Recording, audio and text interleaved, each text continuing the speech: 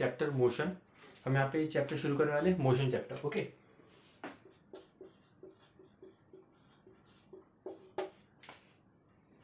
To be prescribe motion in one dimension. One dimension का मतलब क्या होता है, पहले चैप्टर की हम हेडिंग समझने की कोशिश करते हैं। चैप्टर की हेडिंग हमें कहता है कि हम पढ़ने वाले हैं motion in one dimension. One dimension का मतलब क्या होता है? वन डायमेंशन मतलब motion in a straight path. Motion कहाँ पे हो रहा है? Straight path. मतलब हम जो भी स्टडी करने वाले हैं पर्टिकुलर ऑब्जेक्ट को, जो भी हम ऑब्जेक्ट की स्टडी करने वाले हैं इस चैप्टर में, यहाँ पे हम एक ही चीज ऑब्जर्व करेंगे, जो हमारा पार्टिकल है, जो हमारा पर्टिकुलर फिजिकल क्वांटिटी है, वो कैसा मूव कर रहा है? इन अ स्ट्रेट पाथ मूव कर रहा है। ओके, यहाँ पे हम कोई सर्कुलर, रेक्टेंगुलर या फिर कोई डिफरेंट इरेगुलर शेप के बारे में बात नहीं करेंगे। हमारा particle one and only one सीधा स्ट्रेट पाथ में फॉलो करेगा। ओके, ठीक है। अब मोशन चैप्टर पे आने से पहले कुछ हम बेसिक क्वांटिटीज को पढ़ लेते हैं। जैसे कि कुछ बेसिक क्वांटिटी है। सबसे पहली है स्केलर क्वांटिटी। ठीक है, हम सबसे पहले हम स्केलर के बारे में स्टडी करेंगे। फिर सेकंड आएगा वेक्टर क्वांटिटी। सेकंड क्या आएगा? Vector quantity. फिर हम आगे चल के हम देखेंगे इसमें डिस्टेंस के बारे में पढ़ेंगे। आगे चल के हम क्या पढ़ेंगे? डिस्टेंस के बारे में। फिर आएगा डिस्प्लेसमेंट।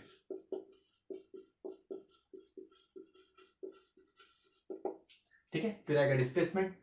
फिर फिफ्थ आएगा स्पीड। फिर आएगा सिक्स्थ वेलोसिटी।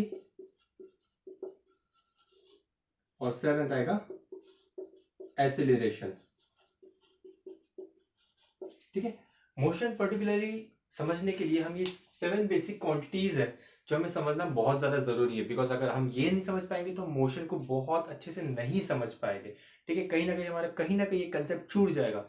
इसके लिए हमें पूरे 7 जो टर्मोलॉजीज है उनको बहुत अच्छे से पढ़ना जरूरी है। तो वन बाय वन शुरू करते हैं। सबसे पहले हम स्केलर के बारे में शुरू करते हैं। ओके, बाकी सब मैं मिटा देता हूँ।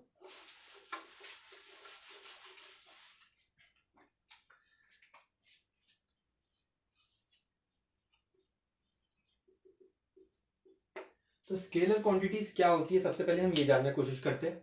Scalar quantity, this are the physical quantity which are expressed only by the magnitude. तो स्केलर क्या होती है? This are the physical quantities which are expressed, मतलब कंप्लीटली इसको डिफाइन करने के लिए हमें किसकी जरूरत पड़ेगी? सिर्फ और सिर्फ मैग्नीट्यूड की जरूरत पड़ेगी। स्केलर और वेक्टर को हम मैग्नीट्यूड और डायरेक्शन में डिस्टिंग्विश करते हैं। ठीक है, तो स्केलर में हमने क्या पढ़ा? This are the physical quantities which can be described या फिर which can be expressed only by magnitudes. जैसे फॉर एग्जाम्पल, हम एग्जाम्पल देखते हैं। ठीक है, इसके डेफिनेशन आपको बुक्स में मिल जाएगा। ठीक है, तो हम सर एग्जाम्पल पे आते हैं और एक्सप्लेनेशन देखते हैं क्या है। जैसे फॉर एग्जाम्पल हमने कहा मैग्नीट्यूड, जैसे मास। मास को डिफाइन करने के लिए मैंने कहा पर्टिकुलर एक ऑब्जेक्ट है जिसका मास है 5 kg। ठीक है, यहां पे मुझे किसी डायरेक्शन की जरूरत पड़ी है? नहीं, यहाँ पे हमने सिर्फ और सिर्फ एक मैग्नीट्यूड के बारे में बताया। ये जो पर्टिकुलर नंबर है ये हमारा होगा मैग्नीट्यूड, ये उसकी हो जाएगी यूनिट। चीजें क्लियर है? ये क्या होगा? This will be magnitude and this will be unit.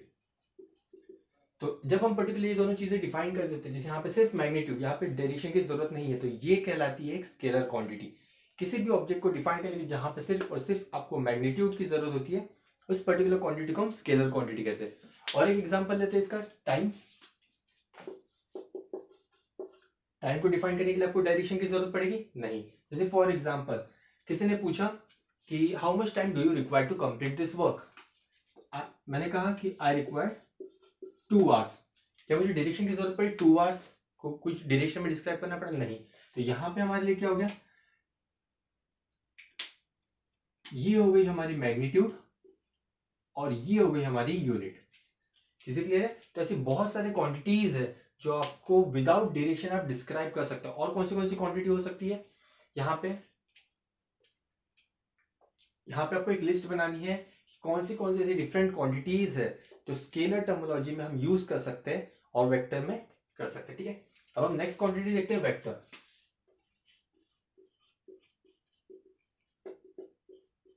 कि वेक्टर क्वांटिटीज क्या होती है? This are the physical quantities which required magnitude as well as direction to describe this. क्या कहा हमने? Magnitude as well as direction. जैसे इसका एक एग्जांपल देखते हैं और जानने की कोशिश करते हैं कि इसका मतलब क्या होता है। फॉर एग्जांपल मैंने कहा कि एक पार्टिकल है, आपको एक पार्टिकल मूव करना है 5 मीटर के डिस्टेंस पे। ये एक पार्टिकल है। ठीक है, आपको मूव करना है, कहां पे मूव करना है, 5 मीटर के डिस्टेंस पे मूव करना है। पर कौन सी डायरेक्शन में, कोई स्टूडेंट ए हो सकता है जो पर्टिकुलर राइट हैंड साइड में मूव करेगा, स्टूडेंट बी हो सकता है, स्टूडेंट सी डाउनवर्ड डायरेक्शन में, स्टूडेंट डी अपवर्ड डायरेक्शन में। तो यहाँ पे डिफरेंट डिफरेंट डायरेक्शन होगी। यहाँ पे हर एक स्टूडेंट अलग अलग तरीके से अलग अलग जगह पे पार्टिकल मूव करने की कैपेसिटी रखता है। पर अगर मैं प्रिस्क्राइब कर दूं कि 5 मीटर ऑन ईस्ट डायरेक्शन, अब मैंने कहा क्या, 5 मीटर आपको इस पार्टिकल को मूव करना है, किस डायरेक्शन में, ईस्ट डायरेक्शन में, और इस डायरेक्शन क्या होगी, towards our right hand side. ठीक है, तो मतलब ये जो पर्टिकुलर पार्ट है, अब ये कैंसल आउट हो गया, हमने डिस्क्राइब कर दिया कंप्लीटली डिटेल्ड में, कहा कि ये पार्टिकल को आपको मूव करना है 5 मीटर और किस डायरेक्शन में, टुवर्ड्स ईस्ट डायरेक्शन में। तो अब कोई भी पर्टिकुलर जो स्टूडेंट आएगा, इस पार्टिकल को मूव करेगा, वो किस डायरेक्शन में मूव करेगा, वो आपको ईस्ट डायरेक्शन में ही मूव करने, ये हो गया आपकी ईस्ट डायरेक्शन, और कितना डिस्टेंस मूव किया इसने, 5 मीटर। तो ये होती है वेक्टर क्वांटिटीज। ठीक है, तो इसे कहते हैं हम वेक्टर क्वांटिटीज। वेक्टर क्वांटिटीज कैसी क्वांटिटी होती है, physical quantity which required magnitude as well as direction to describe it completely. ये हो गई हमारी डायरेक्शन और ये हो गया हमारा मैग्नीट्यूड। यहां तक चीजें क्लियर है? ओके, तो इसको हम कैसे लिख सकते हैं, scalar requires only magnitude.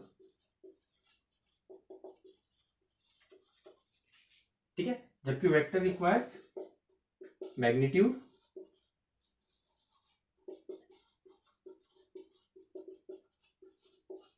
As well as direction.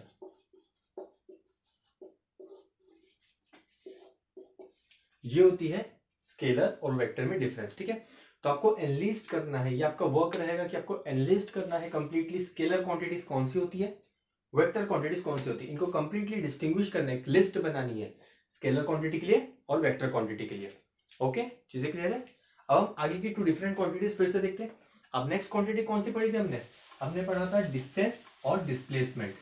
अब हम जानते हैं कि डिस्टेंस और डिस्प्लेसमेंट में डिफरेंस क्या है और ये दोनों चीजें किस तरीके से हम यूज कर सकते हैं मोशन चैप्टर में। तो सबसे पहले हम आते हैं बेसिक टर्म, थर्ड टर्मिनोलॉजी पे, दैट इज डिस्टेंस।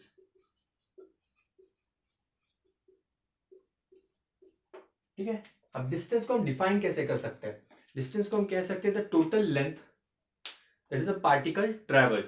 ठीक है, total length a particle travelled, ठीक है, throughout its journey can be described as distance.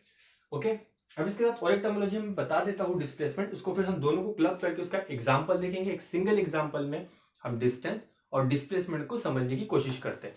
ठीक है, फोर्थ पढ़ा था हमने डिस्प्लेसमेंट।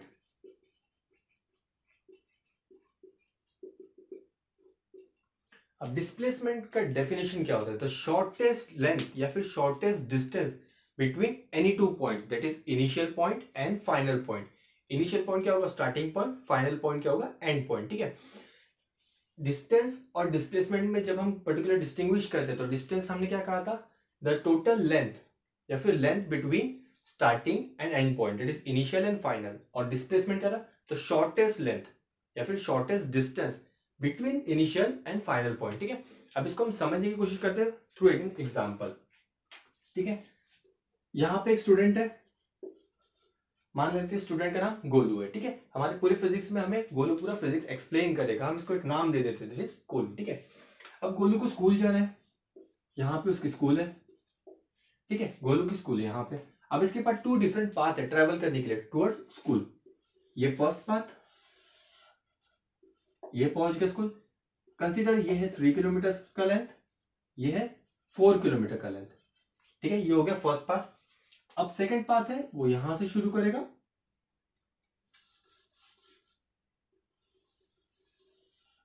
और यहां पे एंड करेगा। ठीक है, कंप्लीटली इसकी लेंथ है 5 किलोमीटर। यहां तक चीजें समझ में आई है? क्या है, ये गोलू है, गोलू को स्कूल जाना है। अब इसके पास 2 डिफरेंट पाथ है, पाथ नंबर 1, पाथ नंबर 2। ठीक है, अगर हम टोटल सम करते हैं, सबसे पहले हम डिस्टेंस के बारे में जानते हैं। डिस्टेंस क्या था, लेंथ बिटवीन 2 पॉइंट्स। ठीक है, टोटल लेंथ, तो टोटल लेंथ क्या, 3 + 1, तो पाथ 1 में कितना टोटल लेंथ ट्रेवल कर रहा है, 3 + 4 दैट इज 7 किलोमीटर। पाथ 1 में कितना लेट ट्रेवल कर रहा है? 3 + 4 दैट इज 7 किलोमीटर। और सेकंड पाथ में कितना फॉलो कर रहा है? सेकंड पाथ में सिर्फ और सिर्फ 5 किलोमीटर। यहां तक चीजें क्लियर है? ओके। फर्स्ट पाथ जब वो ट्रेस कर रहा है, पर्टिकुलर गोलू जब स्कूल जाने के लिए फर्स्ट पाथ यूज कर रहा है, तो उसे कितना डिस्टेंस कवर करना पड़ रहा है? 7 किलोमीटर। और जब सेकंड पाथ वो फॉलो कर रहा है, तो उसे कितना डिस्टेंस ट्रेवल करना पड़ रहा है? 5 किलोमीटर। इसका मतलब क्या हुआ? स्कूल जाने के लिए 2 डिफरेंट पाथ। तो अब हम डिस्टेंस क्या कहते हैं? हम डिस्टेंस हमने क्या कहा था? Length between 2 point. Length between 2 point, that is ये हो गया इनिशियल पॉइंट,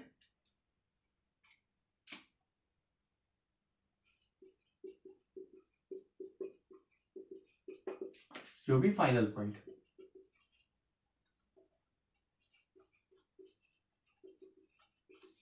चीजें क्लियर है? ओके। तो लेंथ क्या है? हमारे पास 2 डिफरेंट ऑप्शन है लेंथ के। लेंथ के 2 डिफरेंट ऑप्शन देखते हैं कौन से। फर्स्ट पाथ अगर वो जाता है तो उसे ट्रेवल करना पड़ेगा 7 किलोमीटर। अगर वो सेकंड पार्ट ट्रेवल करता है तो उसे ट्रेस करना पड़ेगा, सॉरी सेकंड पाथ अगर ट्रेस करता है तो उसे ट्रेवल करना पड़ेगा 5 किलोमीटर। अब हम डिस्प्लेसमेंट के बारे में देखते हैं। डिस्प्लेसमेंट क्या था? Shortest distance. Shortest distance between initial and final point. अब शॉर्टेस्ट क्या है? शॉर्टेस्ट तो हमेशा एक ही होता है। यहाँ पे 5 किलोमीटर मिल रहा है, यहाँ पे 7 किलोमीटर। ओके, तो सेकंड पाथ जो है वो हमारे लिए शॉर्टेस्ट होता है, दैट इज 5 किलोमीटर। तो यहाँ पे हमने एक चीज ऑब्जर्व की है कि जो डिस्टेंस होता है it can be length, it can be 5 kilometre also, it can be 7 kilometre also. पर जब हम डिस्प्लेसमेंट के बारे में बात करते हैं तो डिस्प्लेसमेंट हमेशा एक ही होती है, बिकॉज शॉर्टेस्ट लेंथ या फिर shortest path between any 2 points हमेशा एक ही हो सकता है। और हमारे केस में क्या है? 5 किलोमीटर। यहां तक चीजें क्लियर आ रही है? समझ में आ रही है? ओके। तो इन दोनों को चीज हम एक स्टेटमेंट बना सकते हैं दैट एवरी डिस्प्लेसमेंट, स्टेटमेंट क्या ध्यान से सुनना है, every displacement can be a distance. यहां तक चीजें क्लियर है? Every displacement can be a distance but not every distance can not be a displacement. यहां तक चीजें क्लियर? बहुत इंपॉर्टेंट स्टेटमेंट है ये। यहाँ पे क्वेश्चन बनने के बहुत ज्यादा चांसेस होते हैं, जैसे fill in the blanks, true और फॉल्स, 1 मार्क्स क्वेश्चन यहाँ पे ट्रिकी क्वेश्चन बनने की कुछ बनते हैं, टीचर्स बनाते हैं। तो यहाँ पे चीजें ध्यान देनी है हमें। हमने क्या कहा था? That is every displacement can be a distance but every distance can not be a displacement. ये स्टेटमेंट आपको कॉपी करना है बहुत अच्छे तरह से, ठीक है? इनको बहुत अच्छे से पढ़ना है। यहां तक चीजें क्लियर है? किसी को कोई डाउट? ओके।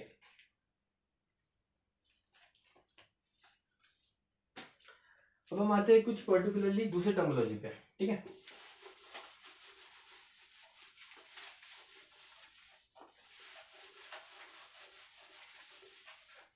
अब हमने लिखा था स्पीड, वेलोसिटी और एक्सेलरेशन के बारे में। उससे पहले हम एक चीज समझते हैं, ठीक है? इससे पहले कंडीशन समझते हैं, रेस्ट और मोशन क्या होता है। रेस्ट कंडीशन क्या होती है और मोशन कंडीशन क्या होती है, ठीक है? रेस्ट और मोशन में डिफरेंस क्या है? अकॉर्डिंग टू फिजिक्स इस यूनिवर्स में जितनी भी ऑब्जेक्ट्स है, सभी के सभी ऑब्जेक्ट मोशन में होते हैं हमेशा।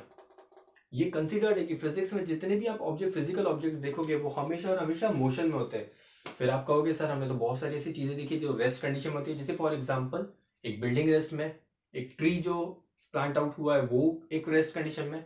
तो फिर ये रेस्ट क्या होता है? अगर आप सब कह रहे हो सर कि सब कुछ मोशन में होता है, तो फिर रेस्ट क्या होता है? यहाँ पे हम बात करते हैं एक पर्टिकुलर बहुत अच्छा कंसेप्ट है। पूरी फिजिक्स को समझने के लिए ये कंसेप्ट समझना बहुत इंपॉर्टेंट है। जितनी भी आप डायनामिक्स पढ़ोगे, डायनामिक्स मतलब मूविंग ऑब्जेक्ट के बारे में जब आप फिजिक्स में स्टडी करते हो, तो आपको ये थ्योरी या फिर ये कंसेप्ट आपको बहुत अच्छे से आना चाहिए, ठीक है? तो क्या होता है? Frame of reference.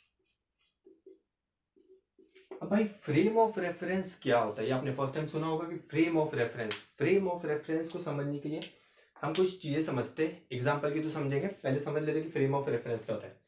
Frame of reference मतलब किसी भी ऑब्जेक्ट को देखने का तरीका, आप कहां से उस पर्टिकुलर ऑब्जेक्ट को ऑब्जर्व कर रहे हो, इसे कहते हैं फ्रेम ऑफ रेफरेंस। इसका एक बेटर एग्जांपल, आपको बेस्ट एग्जांपल देता हूँ जो हम बहुत बार सभी देखते रहते हैं। ठीक है, 1 मिनट। ओके, तो इसका एक एग्जांपल लेते हैं। सब लोग हम ट्रेन ट्रैवल कर चुके हैं, ट्रेन में जर्नी कर ही चुके हैं। ठीक है, तो train is the best example to understand the frame of reference. Sorry, ठीक है, तो ये सबसे बेस्ट एग्जांपल है समझने के लिए। ठीक है, तो जैसे फॉर एग्जांपल एक जर्नी के बारे में बात करते हैं। ठीक है, जर्नी शुरू हो रही है फ्रॉम मुंबई टू दिल्ली। ठीक है, एक ट्रेन है जो मुंबई से दिल्ली ट्रैवल करेगी। अब इसमें बहुत सारे पैसेंजर्स चढ़ते हैं। जैसे फॉर एग्जांपल आप ट्रैवल कर रहे हो, ठीक है, आपको छोड़ने के लिए एक आपका फ्रेंड आया है रेलवे स्टेशन, आपको ड्रॉप किया उसने, अब आपको सी ऑफ कर रहा है, प्लेटफॉर्म पे खड़ा है। ठीक है, आपका फ्रेंड प्लेटफॉर्म पे खड़ा है और आप क्या कर रहे हो, आप ट्रेन के अंदर बैठे हो। ठीक है, अब जब आप ट्रेन के अंदर बैठे हो तो आपके साथ और एक कोई को पैसेंजर बैठा हुआ है। ठीक है, कोई भी एक अनदर पर्सन, एक को पैसेंजर बैठा हुआ है। ठीक है, आप धीरे धीरे ट्रेन चलना शुरू किए, तो आप जब अपने फ्रेंड को ऑब्जर्व कर रहे हो या फिर आपका फ्रेंड आपको ऑब्जर्व कर रहा है, तो आप दोनों एक दूसरे की कंडीशन में आप क्या कर रहे हो, मूव कर रहे हो। ठीक है, इस पर्टिकुलर पर्सन, आपका एक जो फ्रेंड है प्लेटफॉर्म पे खड़ा है, आपकी ट्रेन मूव करिए, इसका मतलब आपके according according to your friend आप क्या कर रहे हो, मूव कर रहे हो।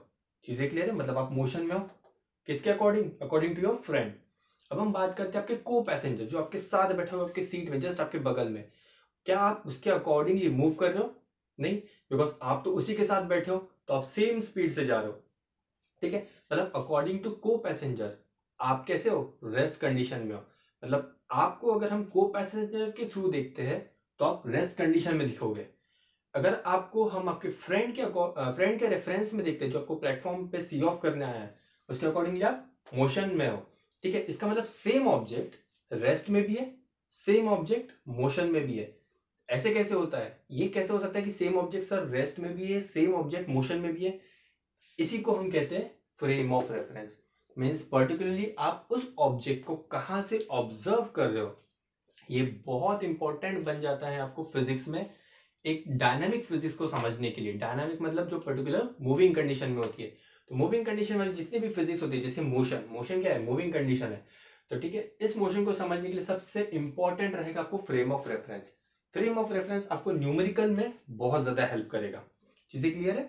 ओके, अब हमारे अकॉर्डिंग टू हमारा सिलेबस, हमारे सिलेबस में एक चीज हमने देखी है कि हमारे सिलेबस में गिवन है मोशन इन वन डायमेंशन।